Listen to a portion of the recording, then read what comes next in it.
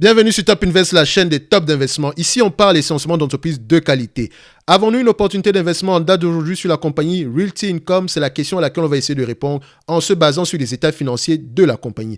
Donc, ceci représente uniquement mon point de vue et non un conseil d'investissement. Donc, Realty Income, tout le monde la connaît. Donc, la plupart des gens qui connaissent, qui sont intéressés par les dividendes connaissent cette entreprise-ci qui verse un dividende mensuel. Soit à la fin de la journée, ici, on va aller directement dans les chiffres. Ici, notre analyse sera un peu différente des autres. Pourquoi? Parce que ici, on analyse un Real Estate Investment Trust. Ça ne se fait pas de la même façon. Ici, on peut regarder la croissance ou stabilité des revenus ici. Voilà, on va se dire ici que c'est correct. On a une entreprise qui est en pleine croissance. Ça, c'est bien. Maintenant, il faut savoir la croissance est due à quoi? Organique ou bien par acquisition? Organique, ça veut dire qu'on n'a pas besoin de générer on n'a pas besoin de faire des acquisitions pour générer de la croissance en fait. Donc c'est les loyers qui augmentent de plus en plus ou bien parce qu'on a redéveloppé un de nos bâtiments, on a augmenté les loyers. Donc dans tous les cas de figure, il y a cette partie-là et également la partie acquisition qui veut à ce qu'on fasse des acquisitions année après année pour gonfler le portefeuille pas de logement, mais à la fin, dépendamment de ce qu'elle fait. Donc le portefeuille immobilier, parce que c'est pas de logement qu'elle a ici, c'est essentiellement l'immobilier commercial. Donc ici, quand on regarde cette entreprise-ci, c'est bien de regarder la croissance des revenus, d'accord, c'est une information. Questionner également cette croissance des revenus-là. Et vu que c'est une entreprise en croissance et qu'elle elle a une croissance par acquisition, posez-vous la question, si en date d'aujourd'hui, les résultats actuels tiennent compte de sa dernière acquisition, d'accord? Moi, je vous dirais que non. Parce qu'elle a fait l'acquisition dernièrement d'une entreprise qu'on appelle Vereit, donc V-E-R-E-I-T, d'accord, donc aux environs du mois de 2021. Donc, c'est pour ça que les résultats de 2022 seront complètement différents. Donc, ici, on va travailler essentiellement avec les rapports financiers. Et également, on travaille avec les rapports financiers. Pourquoi? Parce que c'est une entreprise qui émet des actions comme pas possible. D'accord? Vous constatez ici que le nombre d'actions a été multiplié ici.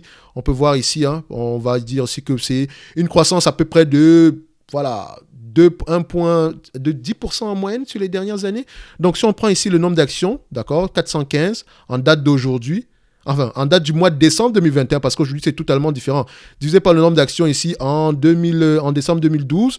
Donc, ici, décembre 2012, 100, on a 133, divisé par 133 ici, d'accord. Et on fait ici exposant 0.1, d'accord. Ça fait ici une croissance à peu près de 12% en moyenne du nombre d'actions. 12% en moyenne. D'accord?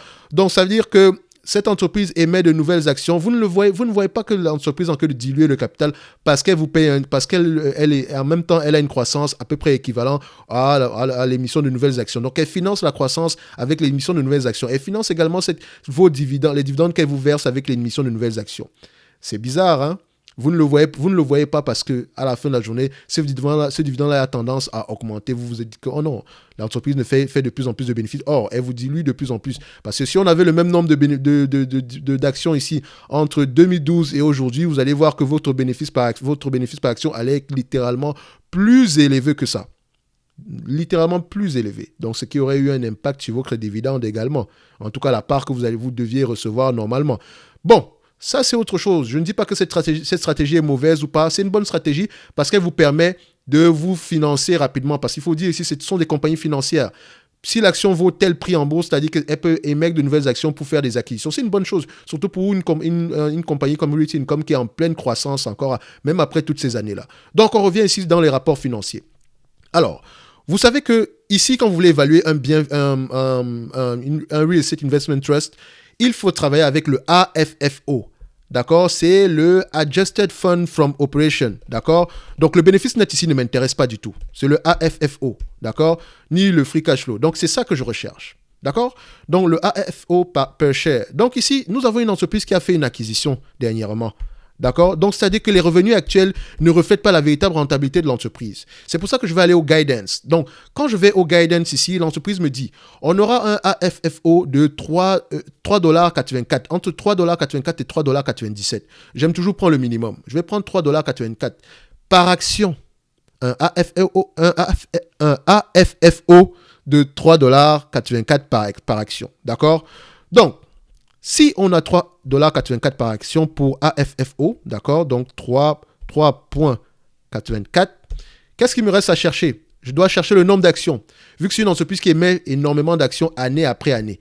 Alors, le nombre d'actions ici, je peux le retrouver, mais on arrive ici, on arrive là, weighted average number of common share used for FFO and normalized FFO.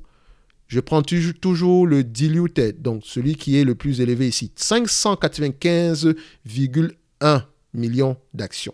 On est quitté de 371 à 595. Donc, elle a émis au passage au moins 220 millions d'actions pour financer sa dernière acquisition. Également, elle a un tout petit peu de dette également, mais c'est vous qui avez financé la dernière acquisition. C'est une bonne chose parce que ça ne met pas en danger l'endettement de l'entreprise, la structure financière de l'entreprise. C'est une bonne chose. Donc ici, on a 595 millions d'actions. Si on a un AFFO de 3,84$ par action, quel est le AFFO total? Alors, c'est 3,84 multiplié par 595,1. D'accord?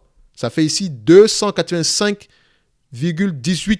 Enfin, donc 2,28 milliards, si vous voulez. 2,285 milliards, si vous voulez également. Ça, c'est notre AFFO. 2,285 millions. D'accord?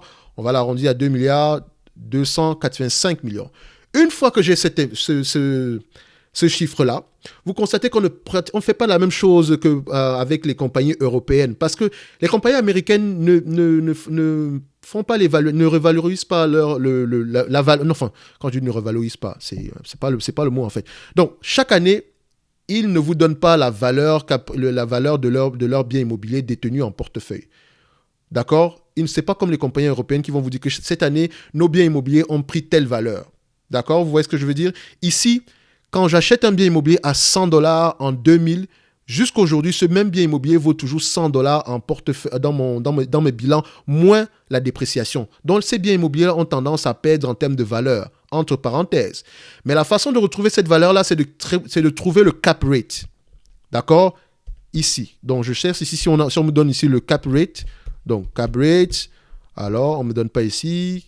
Cap rate. Donc, s'il me donne le cap rate, tant mieux. Mais si on ne me donne pas le cap rate, je vais devoir le chercher. Donc, généralement, je peux trouver le cap rate quand je regarde les différentes ventes de l'entreprise ici, également par rapport à ce que je connais du secteur d'activité, etc., etc.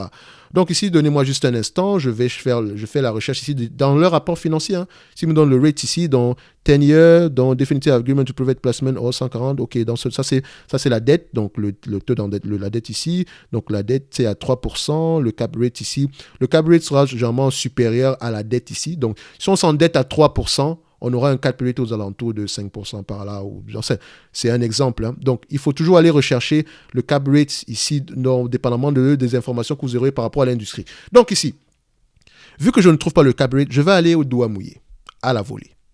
Dans le sens où la perception de la valeur de cette entreprise est énorme. Et elle a une particularité, c'est qu'elle signe les différents contrats ici. Si vous utilisez un bâtiment de Realty Income, vous payez pour la maintenance. C'est ce qu'ils appellent généralement le triple net lease. C'est-à-dire que le loyer inclut déjà les frais pour la maintenance. D'accord? Donc, quand je prends le loyer ici, j'ai déjà les frais pour la maintenance que le locataire a déjà payé. Donc ici, ça nous permet ici d'apprécier le AFFO ici que je vais prendre directement et je vais chercher le cap rate. Donc le cap rate, vous pouvez aller le chercher sur le site généralement.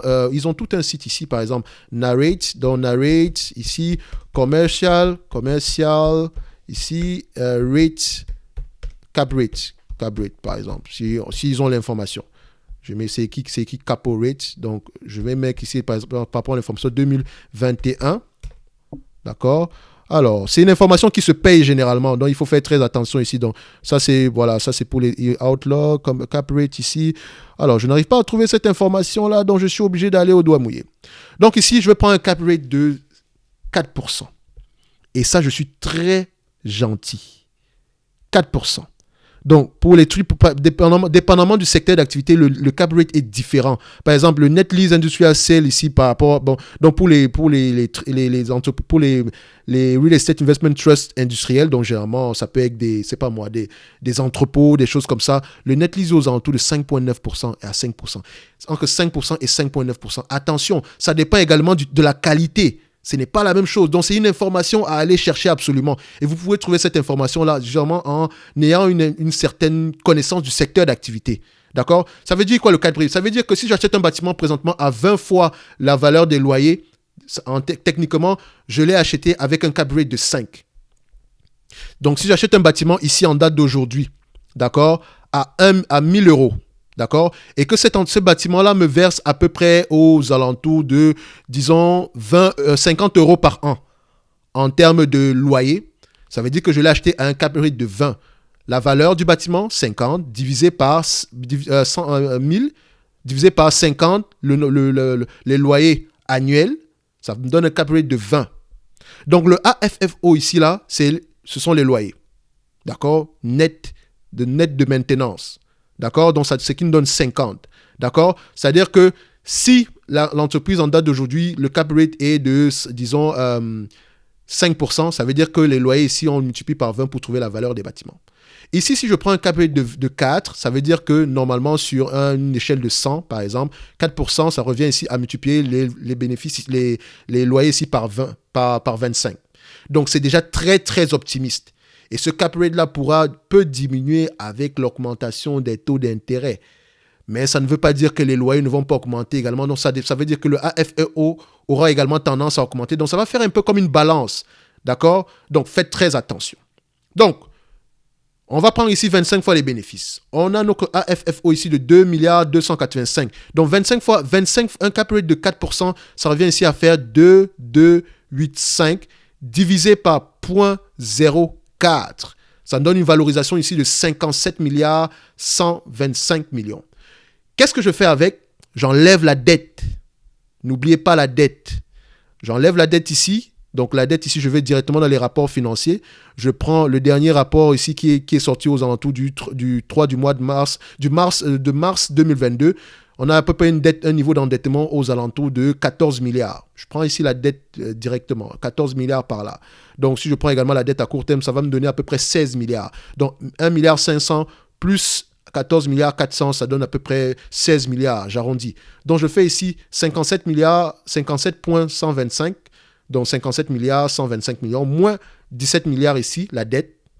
D'accord? Ça me donne ici une valorisation à 40 milliards. Donc si on prend cette entreprise, d'accord, avec qui dégage des loyers de 2 milliards 285, avec un cap rate, un taux de capitalisation de 4%, ça veut dire qu'on multiplie les loyers ici par 25 fois les bénéfices. Ça nous donne à peu près 57 milliards par là. Moins la dette nette ici aujourd'hui, ça donne 40 milliards. Ça, c'est notre market cap. Donc, c'est notre capitalisation boursière ici en date d'aujourd'hui. C'est notre valorisation de l'entreprise quand on prend en considération la dette. Je divise cela par le nombre d'actions. 595 divisé par 595,1. Ça nous donne une valeur ici de 67 dollars l'action. 67,42 dollars l'action. Par rapport au prix actuel, cette entreprise est correctement évalué. Et vous allez me dire que, mais attends un peu, et l'acquisition qu'on a fait, ça n'a rien changé? Oui, l'acquisition n'a rien changé en fait parce que le management actuellement a fait l'acquisition à un bon moment quand les actions étaient complètement surévaluées. Ah oui, c'était complètement surévalué. Parce que si vous prenez en considération en 2021 par exemple, imaginez qu'on est en 2021 ici et qu'on a toujours un prix de 65 dollars par action ici aujourd'hui, d'accord? Moins la dette nette ici par rapport au calcul que je vous ai montré, vous allez voir que l'entreprise était surévaluée en 2021. On refait le même calcul. Excusez-moi, donc je me racle la gorge ici parce que je le fais tout en direct ici. Donc, on est en décembre 2021.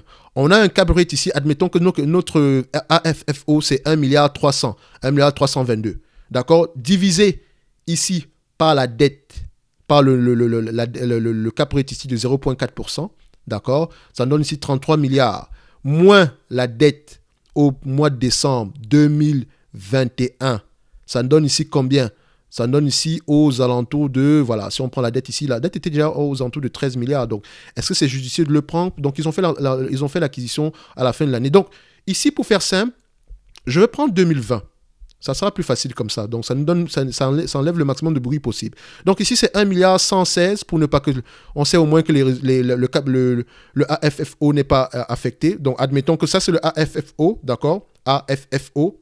Donc, allez vérifier ça dans les rapports financiers de 2020. D'accord? On divise par le cap rate ici. Donc, ça de 0,04. D'accord? Ça fait 27 milliards 900. Moins la dette à cette période-là. D'accord? Ça nous donne ici une valorisation de combien? Donc, là, on a une dette de 8 milliards 800 ici. D'accord? Donc, ça fait à peu près, quand je prends la dette nette ici. Donc, voilà, on va prendre 8 milliards 800. Donc, je ne prends même pas la dette nette. Donc, 8 milliards 800 ici, 8 milliards 800. Ça fait ici 119, ça fait 19 milliards 100, donc 19,1. Divisé par le nombre d'actions au mois de décembre, 345 millions d'actions. Divisé par 345. Ça nous donne ici une valeur de 55 $ l'action. Dans l'entreprise ici, au mois de décembre 2021, on cotait à combien? 2020, décembre 2020. Donc, je vais prendre ici, on va juste l'agrandir. Alors, ici, décembre 2020, on va aller chercher. Voilà. Donc, on cote à combien? Oh, ça me donne une information ici. Voilà. Décembre 2020, 60 $ l'action. Donc, l'entreprise était sous-évaluée de quelques dollars. La valeur est de 55, le prix est de 60.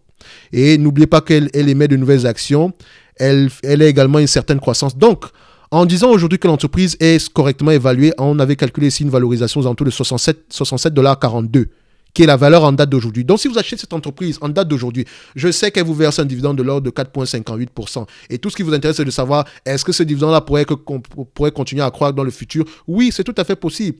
Si le AFFO continue à croître, d'accord? Et n'oubliez pas que ce dividende-là, en réalité, vous payez une certaine partie de ce dividende, mais vous ne vous rendez pas compte. Parce qu'elle émet de nouvelles actions chaque année. Elle paye certains dividendes, mais elle se finance également en émettant de nouvelles actions. Donc, on prend un peu dans vos poches pour vous donner un tout petit peu. Donc, faites très attention à ce calcul. Mais à la fin de la journée, voilà, c'est une bonne façon de gérer cette entreprise aussi. D'accord? Donc, le dividende ici, est-ce qu'il est safe? On se dira oui. Dans le sens où on a un AFFO de 2,285 $. On paie un dividende en date d'aujourd'hui de 1,347 $ qui va certes avoir tendance à croître dans le futur. D'accord? Donc, ce qui nous permet ici, attention, je vais juste aller vérifier une information pour ne pas parler dans le vide. Donc, on regarde ici quel est le guidance. Donc, on va regarder les guidance ici. Donc, guidance, ça veut juste dire les prévisions ici. Elles peuvent être fausses. D'accord? Donc, le dividende ici, est-ce qu'il donne l'information par rapport au dividende? Alors, il prévoit faire la volume d'acquisition de 5 milliards et en supplément, peut-être qu'il prévoit également faire une acquisition cette année. Dans tous les cas de figure, il se garde cette marge de manœuvre-là. Donc ici, gain, est-ce qu'on a real estate? Donc, il prévoit vendre également, impairment. Donc, je ne vois pas l'information concernant le dividende ici. Quand on va aller sur Yahoo Finance ici, sur le forward dividende ici, donc le forward ici, c'est à peu près 2,97 $. Donc, 2,97 $. D'accord, on va mettre 98 multiplié par 595 millions d'actions. Ça fait aussi 1,773 $. Donc, vu qu'on a à peu près 2,285 ici en termes de AFFO, divisé par le... Non, donc on va prendre le 1,773 divisé par 2. Donc, notre AFFO ici qu'on avait calculé, on va aller le 2,285, donc 2,285, 2,885. Ça donne ici, voilà... Ça, c'est un payout ratio de 77%. D'accord? Donc, elle a la capacité de payer ce dividende-là. Donc, maintenant, également, quand vous achetez cette entreprise en date d'aujourd'hui, vous ne surpayez pas. Vous payez la juste valeur. Et maintenant, toute la croissance future sera bénéfique. Donc, n'oubliez pas qu'on avait une croissance aussi ici de près de 10% en moyenne sur les dernières années. Donc, il y a de fortes chances que cette croissance-là continue. Sur le dernier trimestre, c'est 82% normalement parce qu'on a fait une acquisition. Donc, la croissance moyenne ici, le volume de croissance moyen ici avant l'acquisition, vous voyez que sur les 10 dernières années, on était à 16%. Sur les 5 dernières, on était à 10%. Donc, au moins, on a su... Voilà, on plante sur un 10% minimum. Donc, techniquement, si on continue avec une croissance de 10% en moyenne sur les 5 prochaines années, on peut avoir, si on le fait de manière villageoise, donc simple, hein, sans avoir tendance, si toute chose étant égale par ailleurs, ça représente à peu près 60% de croissance en supplément. D'accord? Donc, techniquement, si on fait croître le AFFO de 60%, le nombre d'actions également aura tendance à croître. N'oubliez pas, je vous ai dit qu'elle a moins une tendance d'émettre à peu près 10% en moyenne de croissance sur le nombre d'actions. D'accord? Donc, on peut le faire ici également. Donc, je vais faire rapidement. 595 millions, donc simple. On fait ici 595, d'accord? Multiplié par 1,6, ce qui revient à 10% de croissance sur les 5 prochaines années. Donc, ça vous donne ici à peu près 952 millions d'actions d'ici 2026. OK, si on a 952 millions d'actions, alors qu'on a un AFFO de 2,85 en date d'aujourd'hui, qui peut également croître ici de 1,6, d'accord, 10% en moyenne, divisé par le cap rate ici, de 952 millions. Donc, on va faire ici divisé par 952 millions, divisé par 952. On aura un AFFO par action de 3,84 €. D'accord? Admettons que l'endettement, le niveau d'endettement ici reste à peu près le même. D'accord? On va le changer ici. Voilà, si on le fait à 25 fois les bénéfices, par exemple, voilà, on peut. Je n'ai pas enlevé la dette ici, hein, donc normalement j'aurais dû faire le calcul en ajustant directement la dette ici. Donc techniquement, je pourrais vous dire que c'est une entreprise qui pourrait vous permettre d'avoir un 10% en moyenne de croissance sur les années à venir. D'accord? Mais il faut le valoriser chaque année. Vous devez faire valoriser cette entreprise chaque année, chaque trimestre. Parce que le nombre d'actions n'est pas le même. D'accord? La taille des biens immobiliers n'est pas la même. D'accord? Donc, le cap rate peut également fluctuer. D'accord? Et voilà, le AFFO aura également tendance à fluctuer parce qu'on va faire des acquisitions. Il faut la valoriser chaque année. Le meilleur moment pour ce genre d'entreprise, pour acheter, je vous dirais, en date d'aujourd'hui, vous ne surpayez pas. D'accord? Si on prend la capitalisation actuelle, le cap rate actuellement ici, dépendamment du nombre d'actions, je n'ai pas 595 ici. Si elle vous reverse le nombre d'actions en termes de dividendes, la totalité, sans prendre en considération la dette, donc je vais diviser ici par 65, diviser ici par 65, vous avez ici un potentiel de rendement de 5,9%. Actuellement, vous distribuez 4,58%. D'accord? Si on continue dans cette tendance-là, d'accord, avec une croissance de 1,6, donc 10% de croissance sur les 5 prochaines années, donc techniquement, en date d'aujourd'hui, on est en train de payer pour 9,50%, 9,40% pour les années à venir. Donc, on a une opportunité d'investissement en date d'aujourd'hui. Donc, je n'aurais jamais cru dire ça de Realty Income, mais l'acquisition lui a fait du bien. Et elle a bien fait des mecs de nouvelles actions. Et c'est une compagnie qui est très, très bien gérée. Franchement, c'est un cas d'école. C'est comme ça qu'une compagnie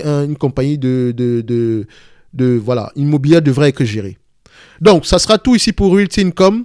On s'est beaucoup adossé sur les rapports financiers. Donc, je vous ai dit ici qu'il faut faire attention. Ne vous fiez pas uniquement aux dividendes versés mensuellement. Quoique le versement de dividendes mensuel n'a rien à y voir. Je trouve même que ça n'a aucun avantage de verser un dividende mensuellement. Voilà, c'est juste un argument marketing supplémentaire. Tout ce qui devrait vous intéresser, c'est le rendement annuel.